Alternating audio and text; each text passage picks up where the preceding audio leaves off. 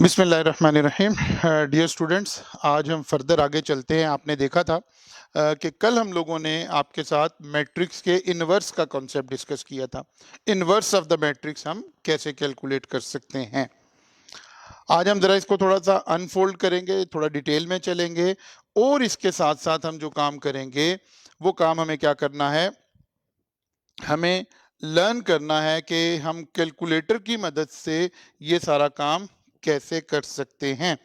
कल हमने कुछ स्टेप्स बनाए थे कि जब हमें 3/3 ये एक मैट्रिक्स ले लेते हैं। Let's assume this is matrix A 3 5 4 1 2 1 4 2 3। ठीक है। अब आपको मालूम है कि जब हमने इस मैट्रिक्स ए का इनवर्स कैलकुलेट करना है तो सबसे पहला स्टेप मेरे पास क्या है, मैंने माइनर कैलकुलेट करना है।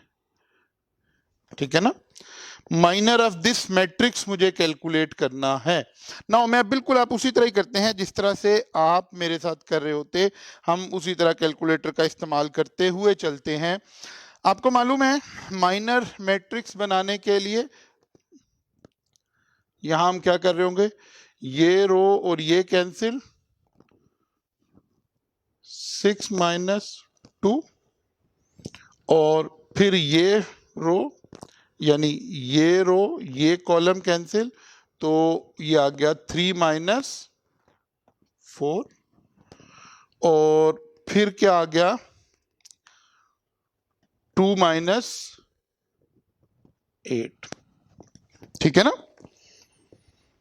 नाउ अब हम दूसरे उसके ऊपर आए, माइनर कैलकुलेट कर रहे हैं हम। इस रो पर खड़े हैं, ये रो ये कॉलम कैंसिल, ये रो ये कॉलम कैंसिल, 5 3s are 15 -8, फिर ये रो ये कैंसिल, 9 -16 फिर ये रो ये कैंसिल, 6 -20। फिर हम फर्दर आगे चले, ये कैंसिल ये कैंसिल, 5 -8, फिर ये कैंसिल ये कैंसिल ये कैंसिल। ठीक है ना। तो अब क्या आया 3 4 3 -4। क्लियर है बात।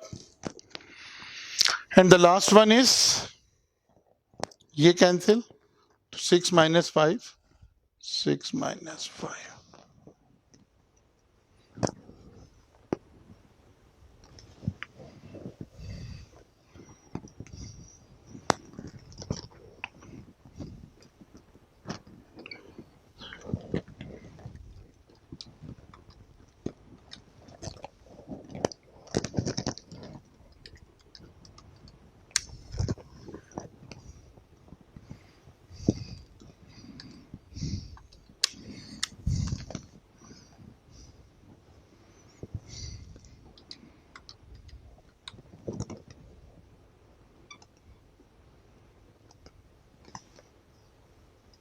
ये आ गया जी।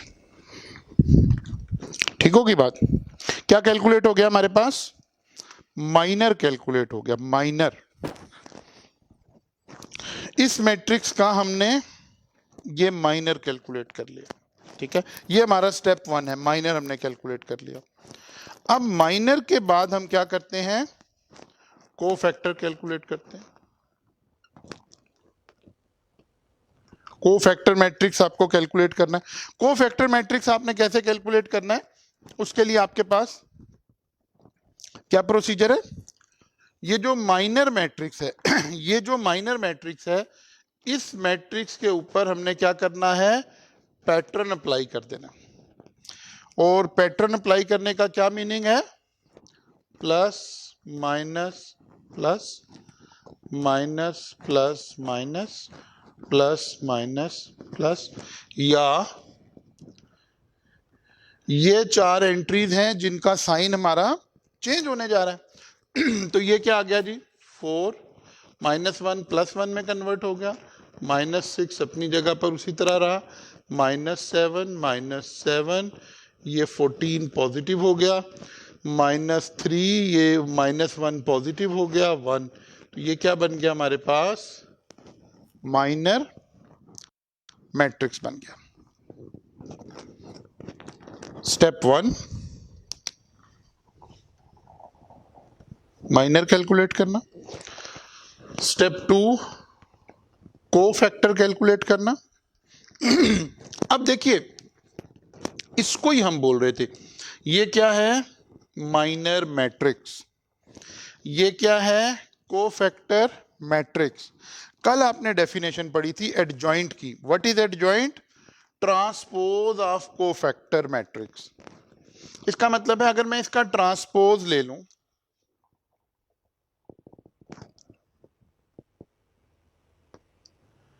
ट्रांसपोज का क्या मतलब होता है, रो को कॉलम में चेंज कर दें और कॉलम को रो में चेंज कर दें, ट्रांसपोज ऑफ ए मैट्रिक्स, ठीक है। इसका अगर मैं ट्रांसपोज ले लूं तो ये क्या बन जाएगा, एडजॉइंट बन जाएगा ना। अब देखिए मैं लेता हूं इसको, 4 1 -6 -7 -7 14 -3 1 1, ये क्या बन गया, टेक्निकली ये क्या है, एडजॉइंट है, एडजॉइंट ऑफ ए। ए क्या था, ये ए था जहां से हमने स्टार्ट लिया, एडजॉइंट ऑफ ए। नाउ ये थर्ड स्टेप आ गया, ये आपने इसी तरह नोट डाउन भी करना, ऐसे एक स्टेप इसके सारे बनाने हैं, क्योंकि इससे हमने थोड़ा सा एक इस फ्लो से हमने कुछ थोड़ी सी चीज को आइडेंटिफाई करना है। नाउ अब देखिए जी क्या हुआ, नेक्स्ट स्टेप आ गया हमारे पास, इनवर्स का फार्मूला क्या था, A inverse is equal to 1/a into adjoint of A. इसका मतलब है हम अपने इस मैट्रिक्स का सबसे पहले अब और क्या कैलकुलेट करें, डिटर्मिनेंट कैलकुलेट करें। अब डिटर्मिनेंट कैलकुलेट करने का एक तरीका यहां से भी चल सकते थे हम डिटर्मिनेंट कैलकुलेट करना, लेकिन क्योंकि एक टूल हमें आई कैप ने अलाउ कर दिया हुआ है, एक टूल हमें आई कैप ने अलाउ कर दिया हुआ है, तो हम उस टूल की मदद से भी जा सकते हैं ऑब्वियसली। तो निकालिए आप अपना कैलकुलेटर, शाबाश। इस मैट्रिक्स को अपने पास as a matrix A save करें। यस, आपको समझ आ गई है। पहले मैट्रिक्स के मोड में चले जाते हैं, 6 प्रेस करते हैं, मैट्रिक ए चूज कर लेते हैं, इसका ऑर्डर क्या है 3/3, ऑर्डर को सिलेक्ट कर लेते हैं, ऑर्डर को सिलेक्ट कर लेते हैं, ऑर्डर को सिलेक्ट करके आपने इसको किया और AC का बटन प्रेस किया तो ये मैट्रिक्स आपका सेव हो गया, ठीक है ना। अब नाउ एंड ऑनवर्ड हम कैसे चलेंगे, देखिए शिफ्ट 4 आपने किया और आप डिटर्मिनेंट ऑफ ए निकालना चाहते हैं। अच्छा, अगर आपको कहीं शक पड़े ना कि क्या मेरा मैट्रिक्स सेव हुआ है कि नहीं, तो आप यहाँ ए प्रेस कीजिए, 3 प्रेस किया आपने, इक्वल प्रेस करें तो देखें क्या यही मैट्रिक्स आ रहा है आपके पास, 3 5 4 1 2 1 4 2 3, यस ठीक हो गया ना। आपने ऐसे वेरीफाई कर लिया, दोबारा AC का बटन प्रेस करें और शिफ्ट 4 पर आ गए, शिफ्ट 4। अब हमें निकालना क्या है, डिटर्मिनेंट। आपको पता है 2 फंक्शन ऐसे हैं जब आपने वो कैलकुलेट करने हैं तो पहले फंक्शन का बटन प्रेस करना है, यानी 7 और 8 जो है। अब 7 से डिटर्मिनेंट निकलता है, आपने 7 प्रेस किया तो आपके पास लिखा हुआ क्या आ रहा है, डिटर्मिनेंट ब्रैकेट और आगे कर्सर आ रहा है। दोबारा शिफ्ट 4 किया और उस कर्सर को बताया कि मैंने डिटर्मिनेंट ऑफ ए निकालना है। अब कैलकुलेटर की स्क्रीन पर इस वक्त क्या लिखा हुआ है, determinant of matrix A, equal का बटन प्रेस करें तो आपके पास आंसर आ गया -7। ऐसी डिटर्मिनेंट ऑफ ए इज 7, और हम ये मैनुअली भी कैलकुलेट कर सकते थे, आपको मालूम है। अब हम यहाँ आए जी, हम यहाँ पहुंचे, डिटर्मिनेंट क्या लिखूं जी, 1/-7 इंटू एडजॉइंट, एडजॉइंट क्या है 4 - 7 - 3 1 - 7 1 -6 14 1, इसको अंदर मल्टीप्लाई कर दें, आंसर आ गया बेसिकली। तो ये आ गया -7/4 -1 3/7 -1/7 -1 -1/7 6/7 2 माइनस में -1/7। जरा देख लें क्या आ गया, ए इनवर्स आ गया -4/7, ठीक है, माइनस माइनस प्लस हो गया, ये +1 आएगा, वो 3 था वो प्लस हो गया, ये माइनस हो गया, ये भी प्लस आएगा, ये माइनस हो गया, ये प्लस आएगा, ये माइनस हो गया, ये भी माइनस, ओके। तो ये क्या निकल आया जी हमारे पास, इनवर्स निकल आया, इनवर्स ऑफ ए मैट्रिक्स। अब हम अगर यही कैलकुलेट करना था, ये इनवर्स कैलकुलेट करना था, तो फिर दोबारा कैलकुलेटर पर आइए करें जी शिफ्ट 4, मैट्रिक्स ए लिखिए, 3 लिखा, आपके पास स्क्रीन पर लिखा आ रहा है मैट्रिक्स ए। अब इसको इनवर्स का बटन दबाइए, मॉड से नीचे वाला बटन, तो स्क्रीन पर लिखा हुआ नजर आ रहा है matrix A raise to power -1, equal का बटन प्रेस कीजिए। अब आपके अपने अपने कैलकुलेटर पे डिपेंड करेगा, कुछ कैलकुलेटर ने मेन डिस्प्ले के ऊपर फ्रैक्शन में आपको 0.571 ऐसे लिखा हुआ है, लेकिन वो नीचे लिखा हुआ नजर आ रहा है -4/7,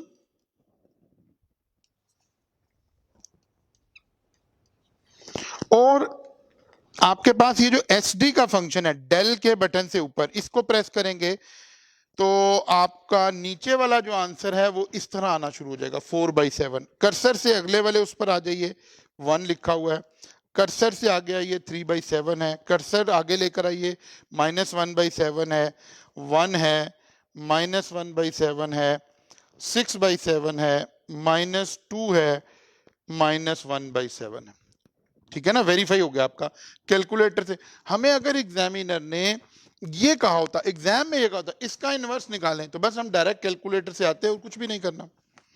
लेकिन असल में यही बात तो आज का लेक्चर हमारा इसी को तो एलेबोरेट करना चाह रहे हैं कि ICAP एग्जाम में, MCQs बेस एग्जाम में सबसे आसान बात भी आ रही होती है और रिलेटिवली थोड़ी मुश्किल वाली बात भी आ रही होती है।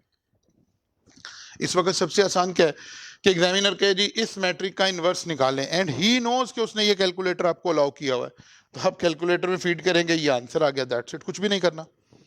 इसीलिए एग्जामिनर नॉर्मली क्या करता है, एग्जामिनर आपसे कहता है मैट्रिक्स ए का इनवर्स निकालें, वो इसको एक इजी सवाल समझता है, कहता है नहीं नहीं मैट्रिक्स ए का माइनर निकालें या कोफैक्टर निकालें या एडजॉइंट निकालें। एग्जामिनर ज्यादा इंटरेस्टेड इन 3 मैट्रिक्स में है, या इसमें या इसमें या इसमें, बिकॉज वो बिलीव करता है कि ये 3 मैट्रिक्स कैलकुलेटर की मदद से सॉल्व नहीं हो सकते। बज़ाहिर हमारे कैलकुलेटर में कोई फंक्शन नहीं है जहां से हम माइनर कैलकुलेट कर सकें, जहां से हम कोफैक्टर कैलकुलेट कर सकें, जहां से हम एडजॉइंट कैलकुलेट कर सकें, इसमें कोई फंक्शन अवेलेबल नहीं है। लेकिन हम क्या करते हैं, हम थोड़ी सी, मैंने इसी वजह से इसको सारे को ऐसे लिखा, हम थोड़ी सी विजिलेंस अप्लाई करते हैं। एग्जामिनर ने कहा, आपको कहा ये मैट्रिक्स ए है, इसका एडजॉइंट निकालिए। अब एडजॉइंट निकालने का एक तरीका, हम इधर से सफर करना शुरू करें अपना और यहां आकर रुक जाएं, तो ये आंसर है हमारा इस वक्त टेक्निकली। लेकिन हम कह रहे हैं यहां ऐसे नहीं करते हम बल्कि क्या करते हैं, हमें इस मैट्रिक्स को हमने as a matrix A save किया और इसका डिटर्मिनेंट ले लिया। अब हमने इसका इनवर्स लिया। मेरे पास आप इनवर्स का आंसर मौजूद है, देखिए आप निकालिए, दोबारा इनवर्स निकाल लें।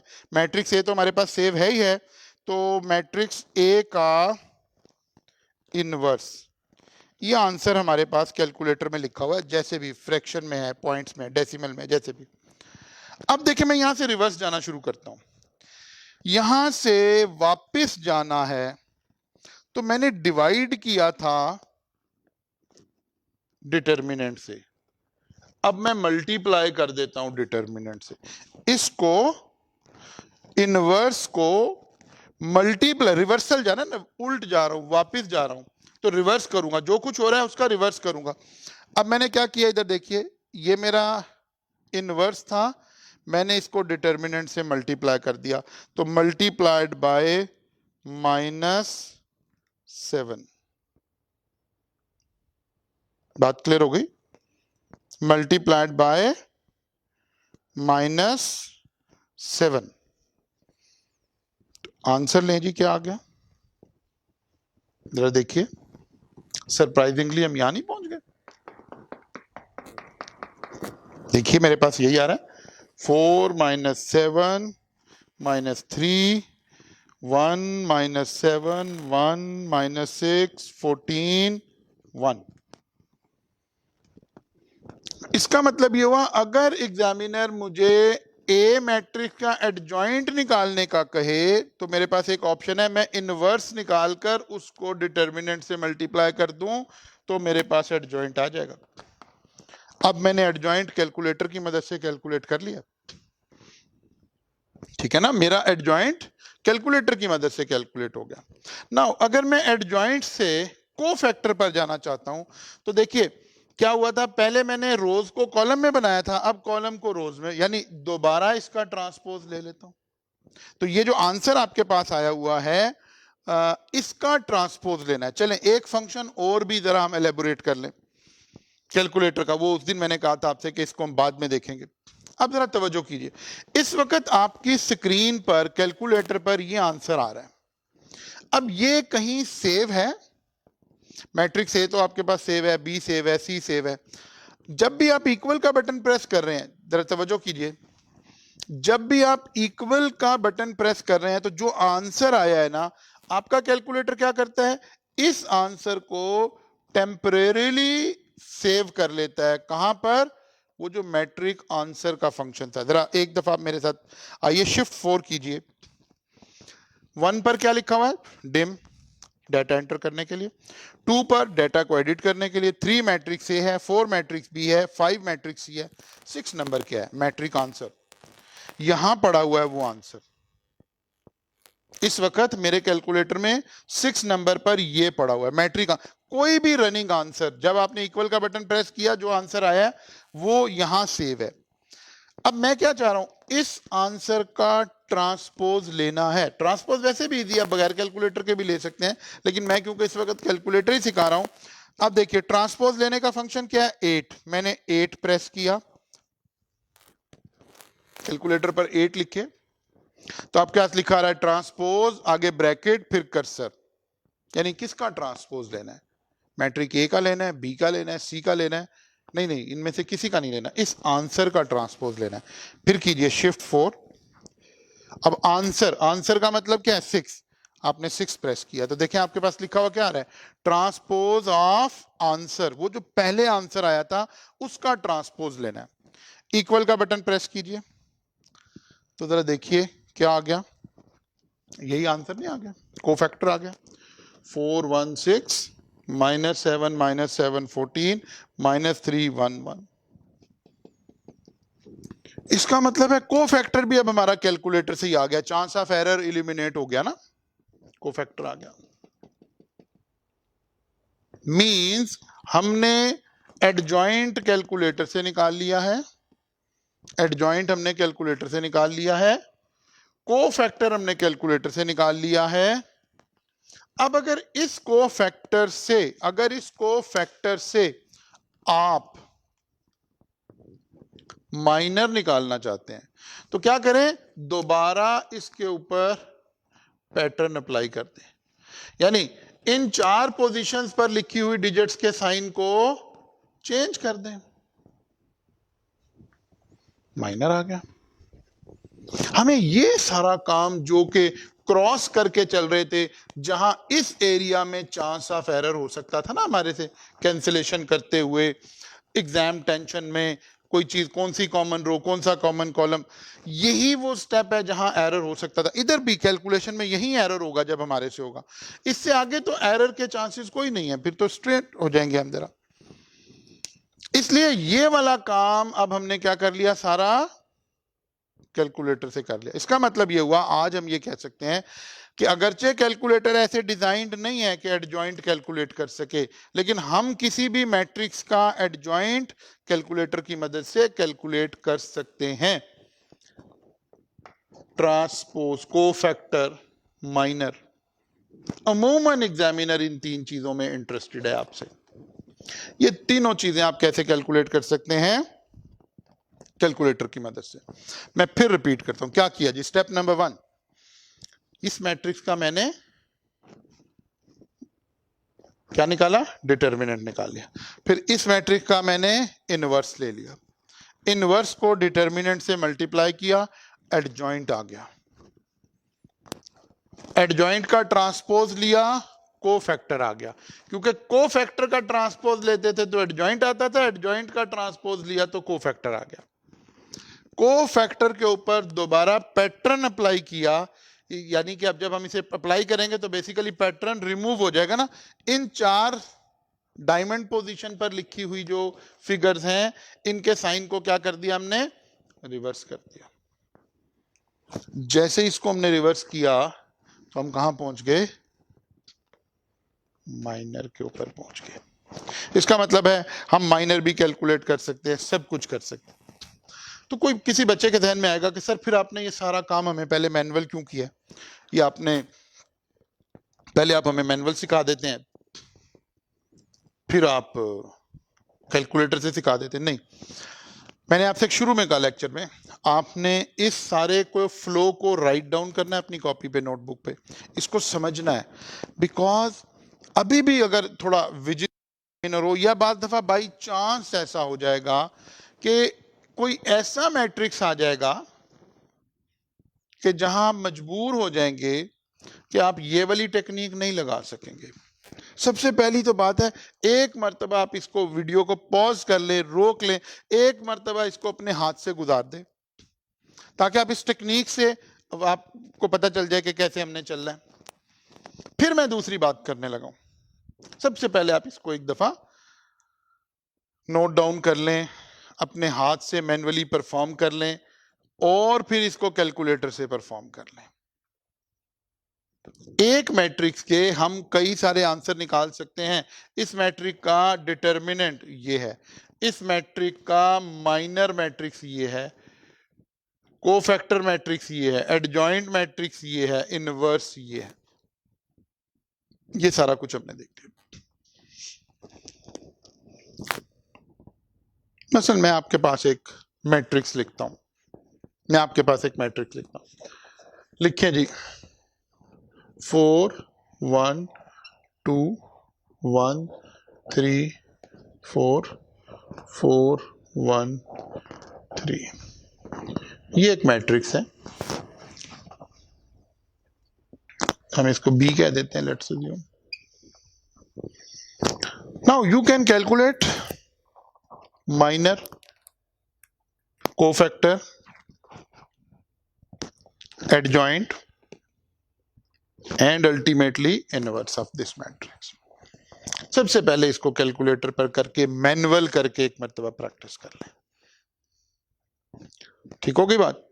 इसका मतलब है अब हम कैलकुलेटर से भी कर सकते हैं, मैनुअल भी कर सकते हैं, सारा काम हो गया। अब हम थोड़ा सा एक स्टेप आगे चलते हैं। मैं एक मैट्रिक्स और लिखता हूं, let's assume this is the matrix C.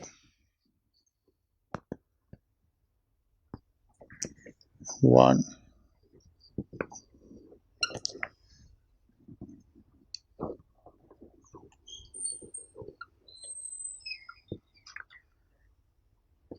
This is a matrix सी।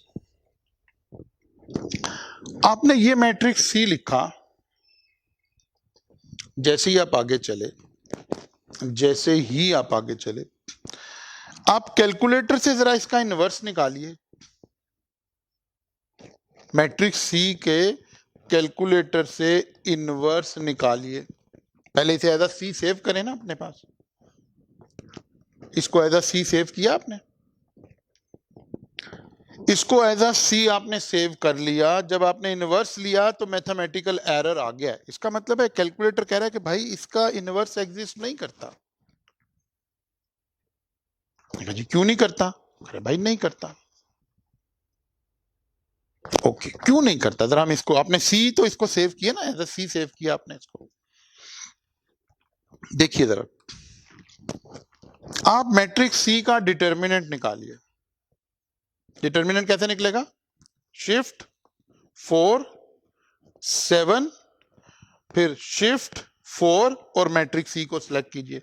जब आपने डिटर्मिनेंट ऑफ सी कैलकुलेट किया तो आंसर आपका कैलकुलेटर कह रहा है 0। डिटर्मिनेंट क्या आ गया सी का? 0। ठीक है। ऐसा मैट्रिक्स जिसका डिटर्मिनेंट 0 आ जाए उसको हम क्या कहते हैं? नॉन इनवर्सेबल, यानी इसका इनवर्स कैलकुलेट नहीं हो सकता, या सिंगुलर मैट्रिक्स। ठीक है ना, दो नाम है इसके। सिंगुलर मैट्रिक्स, ऐसा मैट्रिक्स जिसका डिटर्मिनेंट 0 आ जाए, it is called singular matrix. या इसी को क्या कहते हैं? नॉन इनवर्सेबल मैट्रिक्स, यानी इसका इनवर्स कैलकुलेट नहीं हो सकता। हुआ क्या, जरा देखिए। मैं आपको टेक्निकली समझाता हूं कि वाई इसका इनवर्स क्यों नहीं आ रहा। जब ये फंक्शन हुआ ना, ये रिप्लेस कैसे हुआ? 1/0। जब आपको पता है मैथमेटिकली, जब हम किसी चीज को 0 से डिवाइड कर देते हैं वो अनडिफाइंड हो जाती है, can not be calculated. Okay, लेकिन एक बात बड़ी टेक्निकल है, उसको समझने की जरूरत है अगर आपने इस फ्लो को अंडरस्टैंड किया हुआ है तो। वो क्या है? वो क्या है?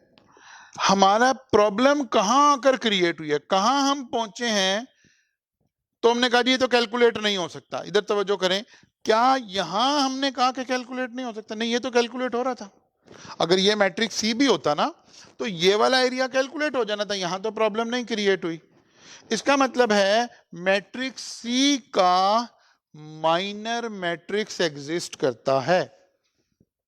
मैट्रिक्स सी का माइनर मैट्रिक्स एग्जिस्ट करता है। जब मैं मैट्रिक्स सी के माइनर पर पैटर्न लगा दूंगा तो क्या बन जाएगा? कोफैक्टर बन जाएगा। इसका मतलब है मैट्रिक्स सी का कोफैक्टर भी एग्जिस्ट करता है। और अगर मैं इसका ट्रांसपोज ले लूंगा तो एडजॉइंट भी निकल आएगा। मैट्रिक्स सी का माइनर मैट्रिक्स एग्जिस्ट करता है, कोफैक्टर मैट्रिक्स भी एग्जिस्ट करता है, एडजॉइंट भी एग्जिस्ट करता है, डिटर्मिनेंट भी एग्जिस्ट करता है, लेकिन 0 है। क्या चीज एग्जिस्ट नहीं करती? इनवर्स एग्जिस्ट नहीं करता। इनवर्स अनडिफाइंड है, क्योंकि ये सारे पैरामीटर मिलकर जब यहां जाकर 1/0 करते हैं तो मैथमेटिकली हम एक बंद गली में चले जाते हैं, अनडिफाइंड हो गया जी। अब एग्जामिनर ने क्या किया? उसने कहा जी इस मैट्रिक्स का एडजॉइंट निकालें। आप सारा रिलाय करके, अब एग्जामिनर ने क्या किया? उसने कहा जी इस मैट्रिक्स का एडजॉइंट निकालें। आप सारा रिलाय करके आज के लेक्चर के बाद कैलकुलेटर के ऊपर, तो अब आपने कैलकुलेटर से कहा कि मैं रिवर्स चलता हूं, तो कैलकुलेटर तो रिवर्स चलेगा ही नहीं। आपके पास यही नहीं है तो यहां से रिवर्स कैसे चलेंगे? मेरी बात फॉलो करें? कैलकुलेटर ने ये आंसर नहीं दिया आपको, अब आप यहां से बैकवर्ड वर्किंग नहीं करके जा सकते। इसलिए ये एक रेयर सर्कमस्टांसेस है, लेकिन एग्जाम में हमने खुद को हमेशा वर्स्ट सिनेरियो के लिए भी तो प्लान करना है ना। जो वर्स्ट सिनेरियो है हमने उसके लिए खुद को प्लान करना है। वर्स्ट सिनेरियो क्या है? ये मैट्रिक्स आ जाए और एग्जामिनर आपसे एडजॉइंट पूछे, माइनर मैट्रिक्स पूछे, कोफैक्टर पूछे, तो अब ये डिवाइस आपकी फारिग होगी, इससे नहीं कर सकेंगे आप। अब आपको मैन्युअली करने की जरूरत पेश आएगी। इसीलिए मैंने आपसे कहा इस फ्लो को भी समझना है। ये नहीं कि कैलकुलेटर आ गया, ओके जी ठीक हो गया जी, बस हम ऐसे कर लेंगे। नहीं नहीं नहीं नहीं, हम कैलकुलेटर को इस्तेमाल करेंगे जहां यूज हो सकेगा ऑब्वियसली। अगरचे ये वाली बात मैं आपको बड़ी रेयर बात कह रहा हूं, आमतौर पर एग्जामिनर इतनी बारीकी में नहीं जा रहा होता, लेकिन हम कह रहे हैं कि अगर वो चला गया तो फिर क्या करेंगे। तो फिर आपको दोनों मेथड आने चाहिए, ये वाला मेथड भी आना चाहिए और ये वाला मेथड भी आना चाहिए। इसका मतलब है हमारा मेन एजेंडा क्या है? मेन एजेंडा आज का क्या है? एक मैट्रिक्स की हम कितनी चीजें कैलकुलेट कर चुके हैं? डिटर्मिनेंट कैसे कैलकुलेट हो सकता है? हमें करना भी आता है, कैलकुलेटर से भी हो सकता है। माइनर हमें करना मैनुअल भी आता है, कैलकुलेटर से भी हो सकता है। कोफैक्टर मैनुअल भी आता है, कैलकुलेटर से भी हो सकता है। एडजॉइंट मैनुअल भी आता है, कैलकुलेटर से भी आता है। इनवर्स, 5 चीजें हम मैट्रिक्स की कैलकुलेट कर चुके हैं। किसी भी मैट्रिक्स की ये 5 चीजें, most of the time examiner जब कोई क्वेश्चन बना रहा है तो ये 5 चीजें ही कैलकुलेट कर रहे हैं हम, डिफरेंट एंगल से चलते चलते। इसलिए इस सारे सिनेरियो को समझें और फिर बार बार मैं आपसे कह रहा हूं थोड़ी प्रैक्टिस कर लें और 1-2 सवाल ऐसे कर लें, पूरा ऐसे लिखिए अपनी नोटबुक के ऊपर और रिवर्स जाइए, कैलकुलेटर की मदद से रिवर्स जाइए। मैनुअल ऐसे आइए, इस फ्लो में आइए आप मैनुअल, और फिर कैलकुलेटर में वापस इस फ्लो में चलिए। पहले ये मैट्रिक्स ए ले लें, इसके साथ ये सारा सलूक कर दें, फिर मैट्रिक्स बी ले लें, 100% इसको भी ऐसे लेकर चलिए, फिर मैट्रिक्स सी पर आइए और फिर आप देखेंगे कि हम मैनुअल तो चल सकते हैं लेकिन कैलकुलेटर की मदद से नहीं चल सकते। यहीं से हमने आज 2 डेफिनेशन और भी थोड़ी सी इनकॉर्पोरेट हो गई हैं, अगरचे अगले किसी लेक्चर में हमने टाइप्स ऑफ मैट्रिसेस में इनको काफी डिटेल में भी देखना है। सिंगुलर मैट्रिक्स, सिंगुलर मैट्रिक्स किसको कहते हैं? एक ऐसा मैट्रिक्स जिसका डिटर्मिनेंट 0 आ जाए। इसी को नॉन इनवर्सेबल भी कहते हैं, यानी एक ऐसा मैट्रिक्स है जिसका इनवर्स एग्जिस्ट नहीं करता। तो लिखिए जी, थोड़ा सा आज होमवर्क लिखिए क्योंकि इसके अंदर थोड़ी सी आपने प्रैक्टिस करनी है। तो मैं आपको, ये तो आपने ऑलरेडी नोट डाउन कर लिया हुआ है, मैं आपके साथ 2-3 मैट्रिक्स शेयर कर रहा हूं। लिखिए जी दोबारा से, ये एक मैट्रिक्स ए है,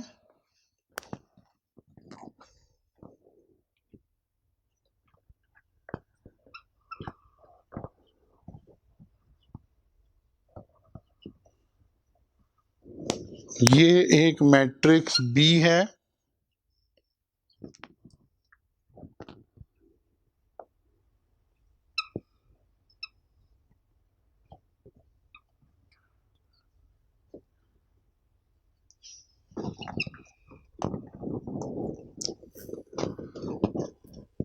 ये एक मैट्रिक्स सी है,